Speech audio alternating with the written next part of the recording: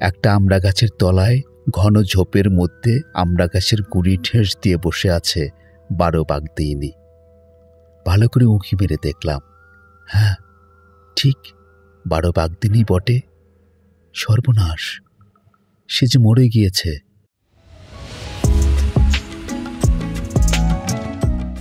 গল্পটকের আজকের পরিবেশনা বিভূতিভূষণ বন্দ্যোপাধ্যায়ের ভয়ের গল্প ভূত।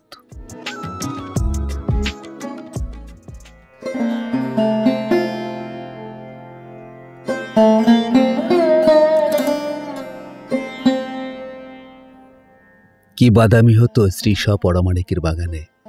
রাস্তার ধারে বড় বাগানটা, অনেক দিনের প্রাচীন গাছপালায় ভর্তি।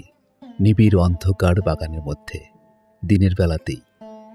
একটু দূরে আমাদের উচ্চ প্রাইমারি পাঠশালা, রাখাল মাস্টারের স্কুল। একটা বড় তুঁত গাছ আছে স্কুলের প্রাঙ্গণে, সেজন্য আমরা বলি তুঁততলার স্কুল। দুজন মাস্টার আমাদের স্কুলে, একজন হলেন হীরালাল চক্রবর্তী। স্কুলের পাশেই এর একটা হাড়ির দোকান আছে, তাই এর নাম হাড়ি বেচা মাস্টার। মাস্টার তো নয়, সাক্ষাৎ জম। বেতের বহর দেখলে পিলে চমকে যায় আমাদের। টিফিনের সময় মাস্টার মশাইয়েরা দুজনে ঘুমোতেন। আমরা নিজের ইচ্ছে মতো মাঠে বাগানে বেরিয়ে ঘণ্টাখানেক পরে এসেও হয়তো দেখি তখনও মাস্টার মশাইয়ের ঘুম ভাঙেনি। সুতরাং তখনও আমাদের টিফিন শেষ হলো না। টিফিনের মানে হচ্ছে ছুটি মাস্টার মশাইদের, ঘুমাবার ছুটি। সেদিনে এমনই হলো। রেললাইন আমাদের স্কুল থেকে অনেক দূরে। আমরা মাংলার পুল বেরিয়ে এলাম, রেললাইন বেরিয়ে এলাম। ঘণ্টাখানেক পরে এসেও দেখি এখনো হাঁড়ি বেচা মাস্টারের নাক ডাকছে। নারায়ণ বললে, ওরে চুপ চুপ, চেঁচাস নে, চল ততক্ষণে পরমাণিকের বাগানে বাদাম খেয়ে আসি। আমাদের দলে সবাই মত দিলে। আমি বললাম, বাদাম পাড়া সোজা কথা, তলায় কত পড়ে থাকে এ সময়, চল তো দেখি। এবার আমরা সবাই মিলে পরমাণিকের বাগানে ঢুকলাম পুলের তলার রাস্তা দিয়ে। দুপুর 2টো, রোদ ঝমঝম করছে। শরৎকাল, রোদের তেজও খুব বেশি। গত বর্ষায় আগাছার জঙ্গল ও কাঁটা ঝোপের বেজায় বৃদ্ধি হয়েছে বাগানের মধ্যে। জঙ্গলের মধ্যে দিয়ে সুড়ি পথ, এখানে ওখানে মোটা লতা গাছের ডাল থেকে নেমে নিচেকার ঝোপের মাথায় দুলছে। আমরা এই বাগানের সব অংশে যাইনি। মস্ত বড় বাগানটা, পাকা রাস্তা থেকে গিয়ে নদীর ধার পর্যন্ত লম্বা। পেয়ারাও ছিল কোনো কোনো গাছে, কিন্তু অসময়ের পেয়ারা তেমন বড় হয়নি। ফল আরও যদি কোনো রকম কিছু থাকে। খুঁজতে খুঁজতে নদীর ধারের দিকে চলে গেলাম। বাদাম তো মিললই না, যা বা পাওয়া গেল ইট দিয়ে ছেঁচে তার শ্বাস বের করার ধৈর্য আমার ছিল না। সুতরাং দলের সঙ্গে আমার ছাড়াছাড়ি হয়ে গেল। নদীর দিকে বন বেজায় ঘন, এদিকে বড় একটা কেউ আসে না। খসখস শব্দে শুকনো পাতার উপর দিয়ে শেয়াল চলে যাচ্ছে। কুল্লো পাখি ডাকছে উঁচু তেঁতুল গাছের মাথায়। আমার যেন কেমন ভয় ভয় করছে। আমাদের স্কুলের ছেলেরা কানে হাত দিয়ে গায়, ঠিক দুপুর বেলা তুতে মারে ঠেলা, ভূতের নাম রশি, হাঁটু গেড়ে বসি। সঙ্গে সঙ্গে তারা অমনি হাঁটু গেড়ে বসে পড়ে।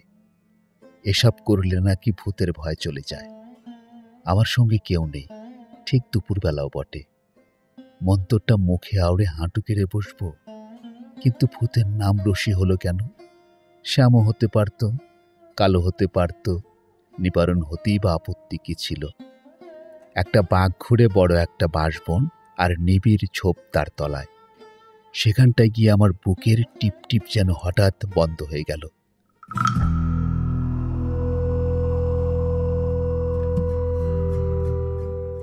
একটা আমড়া গাছের তলায় ঘন ঝোপের মধ্যে আমড়া গাছের গুঁড়ি ঠেস দিয়ে বসে আছে 12 বাগদিনী। ভালো করে উঁকি মেরে দেখলাম, হ্যাঁ ঠিক 12 বাগদিনী বটে। সর্বনাশ, সে যে মরে গিয়েছে। 12 বাগদিনীর বাড়ি আমাদের গায়ের গোসাই পাড়ায়। অশোকতলার মাঠে একখানা দোচালা কুড়ে ঘরে সে থাকত। কেউ ছিল না তার। পালমশাইয়ের বাড়ি ঝিগিরি করত অনেক দিন থেকে। তারপর তার জ্বর হয়, এই পর্যন্ত জানি। একদিন তাকে আর ঘরে দেখা যায় না। মাস 2 আগের কথা। একটা স্ত্রীলোকের মৃতদেহ পাওয়া গেল বাওড়ের ধারে বাঁশবনে। শিয়াল কুকুরে তাকে খেয়ে ফেলেছে অনেকটা।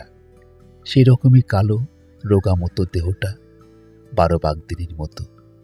সকলে বললে জ্বরের ঘোরে বাওরে জল তুলতে গিয়ে 12 মরে গিয়েছে। সেই 12 বাগদিনী আমরা গাছের গুড়ি ঠেস দিয়ে দিব্যি বসে। আমি এক ছুটে বন বাগান ভেঙে দিলাম ছুট পাকা রাস্তার দিকে। যখন বাদামতলার দলের মধ্যে এসে পৌঁছলাম, তখন আমার গা ঠক ঠক করে কাঁপছে। ছেলেরা বললে, কি হয়েছে রে, অমন করছিস কেন? আমি বললাম, ভূত। কোথায় রে? সে কি? ধুর। 12 বাগদিনী বসে আছে ঝোপের মধ্যে আমরা তলায়, সেই নদীর ধারের দিকে স্পষ্ট বসে আছে দেখলাম। সে কি রে, তা কখনো হয়?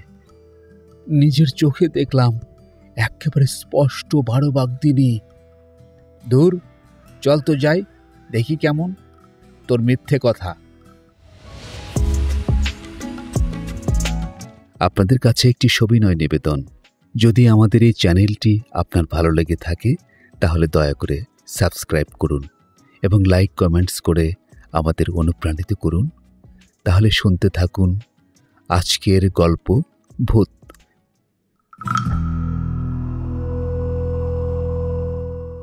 সবাই মিলে যেতে উদ্যত হলো, কিন্তু সেই সময় দলের চাইনিমাই কালু বললে, না ভাই, ওর কথায় বিশ্বাস করে অত দূর গিয়ে স্কুলে ফিরতে বড্ড দেরি হয়ে যাবে। এতক্ষণে মাস্টারদের ঘুম ভেঙেছে। হাঁড়ি বেচা মাস্টারের বেতের বহর জানো তো, সে ঠেলা সামলাবে কে? আমি ভাই যাব না, তোমরা যাও, ওর সব মিথ্যে কথা। ছেলের দলের কৌতূহল মিটে গেল হাঁড়ি বেচা মাস্টারের বেতের বহর স্মরণ করে। একে একে সবাই স্কুলের দিকে চলল, আমিও চললাম। আমরা গিয়ে দেখি মাস্টার মশাইদের ঘুম খানিক আগেই ভেঙেছে।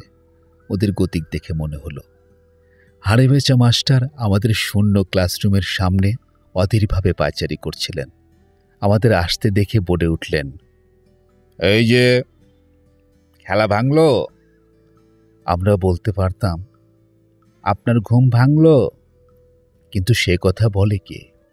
তার ক্রুদ্ধ দৃষ্টির সামনে আমরা তখন সবাই এতটুকু হয়ে গিয়েছি।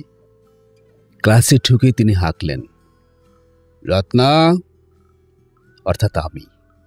এগিয়ে গেলুম। কোথায় থাকা হয়েছিল? আমি তখন নবমীর পাঁঠার মতো জড়সড় হয়ে কাঁপছি। এদিকে 12 বাগদিনী, ওদিকে হাঁড়ি বেচা মাস্টার। আমার অবস্থা অতীব শোচনীয় হয়ে উঠেছে, কিন্তু শেষ অস্ত্র ছিল আমার হাতে, তা ত্যাগ করলাম। বললাম, পণ্ডিত মশাই, দেরি হয়ে গেল কেন ওরা জানে। এই সর্বপরামাণিকের বাগানে বাদাম কুড়োতে গিয়ে ভূত দেখেছিলাম, তাই। হাঁড়ি বেচা মাস্টারের মুখে অবিশ্বাস ও আতঙ্ক যুগপৎ ফুটে উঠল। বললেন, ভূত? ভূত কি রে? আগে ভূত সে যারা। বুঝলাম, বাদর। কোথায় ভূত? কিরকম ভূত? সবিস্তারে বললাম। আমার সঙ্গীরা আমায় সমর্থন করলে। আমায় কি রকম হাঁপাতে হাঁপাতে আসতে দেখেছিল বললে সে কথা। হাঁড়ি বেচা মাস্টার ডেকে বললেন, শুনছেন দাদা? রাখাল মাস্টার তামাক খাওয়ার জোগাড় করছিলেন। বললেন, কি? ওই যে শুনুন, ওই কি বলে শুনুন, রত্না নাকি এখনই ভূত দেখে এসেছে সর্বপরামাণিকের বাগানে। সর্বপরামাণিক কে? আরে ওই শ্রী সপরামাণিকের বাবার নাম, ওদেরই বাগান। আবার বর্ণনা করি সবিস্তারে। রাখাল মাস্টার গোড়া ব্রাহ্মণ। হাঁচি, টিকটিকি, জল পড়া, তেল পড়া সব বিশ্বাস করতেন। গম্ভীরভাবে ঘাড় নেড়ে বললেন, তা হবে না, অপঘাতে মৃত্যু, গতি হয়নি। হাঁড়ি বেচা মাস্টার একটু নাস্তিক প্রকৃতির লোক। অবিশ্বাসের সুর তখনও তার কথার মধ্যে থেকে দূর হয়নি। তিনি বললেন, কিন্তু দাদা, এই দুপুরবেলা ভূত থাকবে বাগানে বসে গাছের গুড়ি ঠেস দিয়ে? তাতে কি? তা থাকবে না ভূত, এমন কিছু লেখাপড়া করে দিয়েছে নাকি? তোমাদের আবার যত সব আচ্ছা চলুন গিয়ে দেখে আসি। ছেলেরা সবাই সমস্বরে চিৎকার করে সমর্থন করলে। রাখাল মাস্টার বললেন, হ্যাঁ, যত সব ভূত তোমাদের জন্য সেখানে এখন বসে আছে কি না? ওরা হলো কি বলে অশরীরী, মানে ওদের শরীর নেই, ওরা মানে বিশেষ অবস্থায়। হাড়িবেছা মাস্টার বললেন, চলুন না দেখে আসি গিয়ে কি রকম কাণ্ডটা, যেতে দোষ কি? আমরা সকলেই তো এই চাই, এরা গেলে এখনই স্কুলের ছুটি হবে। এখন সেদিকে আমাদের ঝোঁকটা বেশি। যাওয়া হলো সবাই মিলে। হুড়মুড় করে ছেলের পাল চলল মাস্টারদের সঙ্গে। আমি আগে আগে, ওরা আমার পেছনে। সেই নিবিড় ঝোপটাতে আমি নিয়ে গেলাম ওদের সকলকে। যে দৃশ্য চোখে পড়ল তা কখনো ভুলব না। এত বছর পরেও সে দৃশ্য আবার যেন চোখের সামনে দেখতে পাই এখনো। সবাই মিলে ঝোপঝাপ ভেঙে সেই আমড়াতলায় গিয়ে পৌঁছালাম। যা দেখলাম তা অবিকল এই।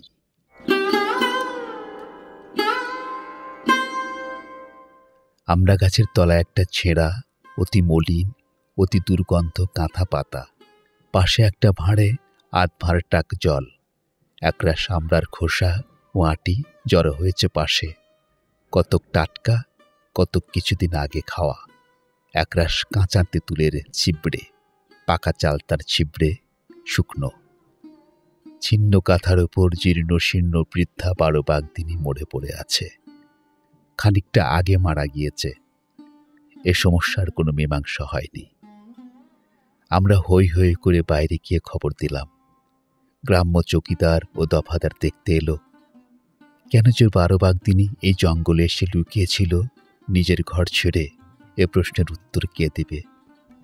কেউ বললে ওর মাথা হঠাৎ খারাপ হয়ে গিয়েছিল, কেউ বললে ভূতে পেয়েছিল। কিন্তু 12 বাগদিনী মরেছে অনাহারের শীর্ণতায় ও সম্ভবত আশ্বিন কার্তিক মাসের ম্যালেরিয়ায় ভুগে।